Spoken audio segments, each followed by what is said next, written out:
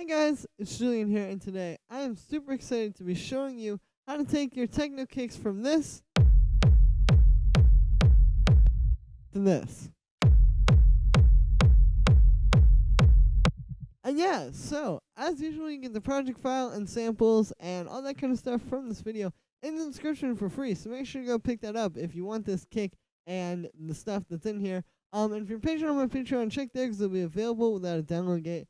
And yeah, here we go. So we're at 130 BPM, and the secret here is basically this rim shot. What we have is this is just the kick on its own. I just have like a standard techno kick here. You can see we just have the sample, got it going into a saturator. I have the rumble. We got some delay going into an amp with an auto filter, a little bit of EQ, auto pan to kind of shape it. Then we have some other stuff, pretty standard techno kick stuff. But then you can hear there's just the kick. And then what I have here is I have this 909 rim shot. It's just a rim shot from the 909 drum machine. Used a ton in techno. I'm sure if you're a techno producer or a house producer, you've heard of this before. But yeah, this is just the rim shot from that. And basically you just layer it in with the kick. And you can hear again, here's without it.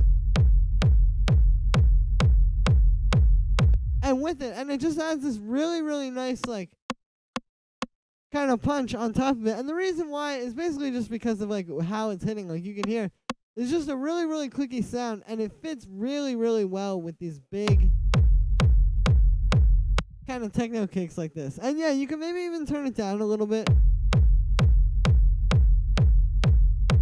But you can hear it just really, really helps with the impact there. Now, the thing is here is you also need to process these two together, like the rim shot and the kick, because you don't want it to just be too much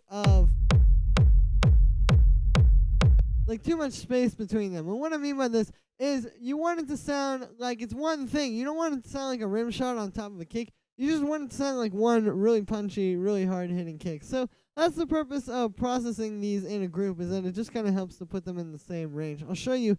Here is with no group processing. And then with it. So yeah, you can hear it really helps to glue these two things together. And there's the EQ as well. But yeah, so we just have a bit of drum bus here, just kind of, I use this a lot. It helps to kind of crunch things together a little bit, kind of glue them a bit, and just makes everything a lot fatter. And then we have an EQ8. Which you can hear, I'm just bringing out a bit of high end to kind of make the rim shot hit a little bit harder. I'm cutting out a bit of 240 hertz just to get rid of some sort of muddy stuff. And then I have a low end boost, just to kind of bring it back out. And yeah, this is definitely a great technique, and you can kind of do more stuff with it too. Like, if you wanted to, you could have the rim shot kind of play different rhythms, like maybe something like this.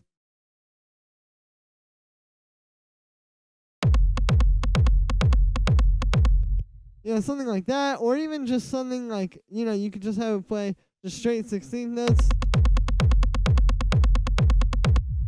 Or maybe, I mean, there's just a lot that can be done. You can even try putting it in just as quarter notes like we have it here. And then maybe put some echo on it or something. Like we could put a little bit of delay basically.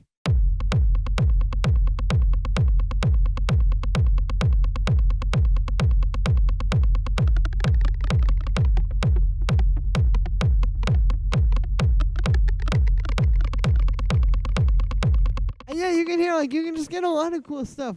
There's a lot that can be done with this. I feel like this is, again, just a really, really great way to kind of add that extra little bit of punch to your techno kicks. And the thing is, this is the type of thing that you may not always even, notice. Your kick may be sounding like this.